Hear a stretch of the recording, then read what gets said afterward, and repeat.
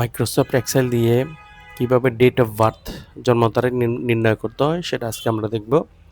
যেমন আমার এখানে কি আছে, কয়েকজন স্টুডেন্টদের নাম দেওয়া আছে, যেমন সাইম, সাবের, নূর সাব্বির, সাকিব, এদের জন্ম তারিখ বের করবো। সাইমের জন্ম তারিখ হচ্ছে এখানে, এটা 2 তারিখ 3 মাস 2004। অর্থাৎ এখানে তারিখ আগে না মাস আগে সেটা নির্ণয় করার জন্য তোমার এখানে নিচে এসে এই যে কম্পিউটার দেখতে হবে। এখানে যেহেতু আজকে 15 তারিখ 3 মাস, মাঝখানেরটা হচ্ছে তারিখ, পরেরটা মাস। তাহলে এখানে এখানে হচ্ছে মানে মাঝখানেরটা এটা 3 তারিখ 2 মাস 2004। তো ওর বয়স কত হবে সেটা আমরা একটু আজকে নির্ণয় করব। ওর যদি মানে এই 2007 সালে ওর জন্মগ্রহণ করছে, ওর আজকের দিন পর্যন্ত তার বয়স কত সেটা আমরা একটু নির্ণয় করব। তাহলে প্রথমে আমাদের এই বয়স নির্ণয় করার জন্য ডেটেড ইফ ফাংশনটাকে ব্যবহার করতে হবে। কাকে? Dated if. আমরা ইকুয়াল দিব, এখানে দিব ডেটেড ইফ, এই ফাংশনটাকে আমরা কল করব। ঠিক আছে, ডেটেড ইফ এই ফাংশনটাকে কল করব। ডেটেড ইফ ফাংশনটা মানে আমরা ডেটেড ফাংশনটা লিখে ফার্স্ট ব্র্যাকেট দিব, ফার্স্ট ব্র্যাকেট দিয়ে আমরা কার জন্ম তারিখ বের করতে যাচ্ছি, এই জন্ম তারিখটার উপর ভিত্তি করে আজকের দিন পর্যন্ত কত ও জন্মটা নির্ণয় করব। তাহলে ডেটেড ইফ ফাংশন ব্যবহার করে তারিখের উপরে ক্লিক দিব দিয়ে এখানে কমা দিতে হবে। কমা দিয়ে বলতে হবে যেহেতু আজকের দিন পর্যন্ত, সেজন্য এখানে টুডে একটা ফাংশন ব্যবহার করতে হবে, TODAY, টুডে, ফার্স্ট ব্র্যাকেট শুরু এবং শেষ, এভাবে লিখতে হবে।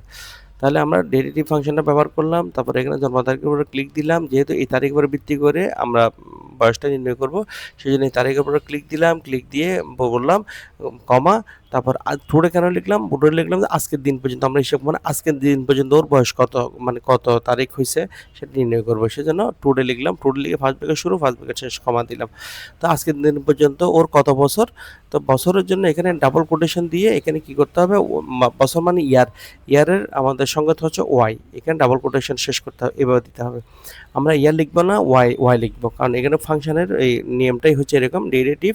তারপরে যে তারিখের উপর ডিপেন্ড করে কাজটা করবো সে তারিখের উপর ক্লিক দিলাম, তারপর কমা দিলাম, তারপর যেহেতু আজকে দিন পর্যন্ত হিসাব করবো সেজন্য টুডে কতটা লিখলাম, ফার্স্ট ব্র্যাকেট শুরু, ফার্স্ট ব্র্যাকেট শেষ, কমা, তাই আজকের দিন পর্যন্ত কত বছর, এখানে ওয়াই দিলাম। ওয়াই দিয়ে আমরা এখানে কি করব, ব্র্যাকেটটা শেষ করব। শেষ করে তারপর আমরা ওয়াই দিয়ে কী বুঝেছি সেটা তোমাকে বলে দিতে হবে। ওয়াই দিয়ে আমরা বুঝেছি ইয়ার্স, সেজন্য ওয়াই দিয়ে ইয়ার্স বুঝিয়েছি, সেজন্য এখানে আমাকে একটা অ্যাম্পারসেন্ট ব্যবহার করতে হবে। আমাদের কিবোর্ডের কম্পিউটারের ভাষায় এটাকে বলা অ্যান্ড এমনি আমরা বলবো যে অ্যাম্পারসেন্ট, অ্যান্ড দিব, অ্যান্ড দিয়ে বলবো ওয়াই দিয়ে কি বুঝাইছি ইয়ার্স, ইনভার্ট ডবল কোটেশন আবার দিতে হবে, YEARS, ইয়ার্স, ইনভার্টার কমা শেষ করতে হবে, ব্যাস এটাই।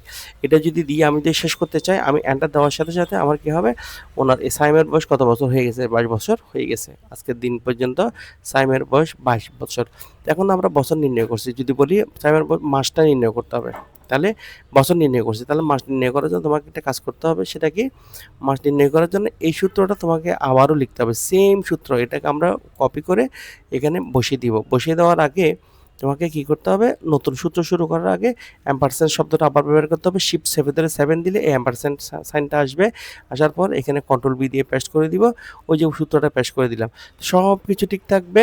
যেহেতু আমরা এখন বছর নির্ণয় করছি, এখন নির্ণয় করব মাস, সেজন্য এখানে আমরা ওয়াই এর জায়গায় কী দিব, ওয়াই এর জায়গায় কী দিব, মাস মানে মান্থ, মান্থ দিলে হবে না, এটা একটা ফর্মুলা আছে, এম দিলে হবে না, এখানে ওয়াই এম লিখতে হবে, কারণ বছরের পর মাস, হচ্ছে ওয়াই এম মানে বছরের মাস, যেহেতু এই হিসাব করলে মাসের আগে বছরের হিসাব করতে হবে, ওয়াই এম মানে এটা ওয়াই এম দিয়ে আমরা মাস নির্ণয় করি।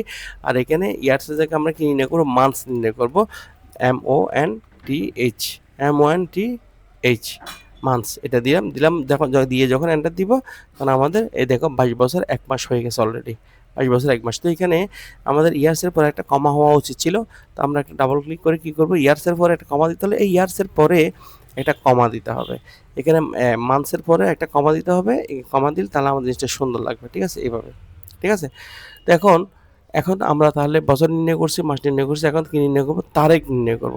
তো তারিখ নির্ণয় করার জন্য তোমাকে এই সূত্রটা আবারও কপি করতে হবে, এই সূত্রটা আবারও কপি করতে হবে, কন্ট্রোল সি দিয়ে কপি করে ও নতুন সূত্র শুরু করার আগে অবশ্যই কী দিতে হবে, শিফট 7 দিতে হবে, ওই অ্যাম্পারসেন্ট শব্দটা আনতে হবে, ডিজিট ইয়াটা কন্ট্রোল বি দিয়ে পেস্ট করে দিব, দিয়ে এখানে আমরা কী করে দিব, এখানে ডেটেটিভ সব কিছু লিখে, যেহেতু এখন কী বের করতেছি, বছর বের করছি, মাস বের করছি, এখন দিন বের করব। দিন মানে এখানে দিলে হবে, দিলে হবে না, দিতে হবে, মাসের দিন।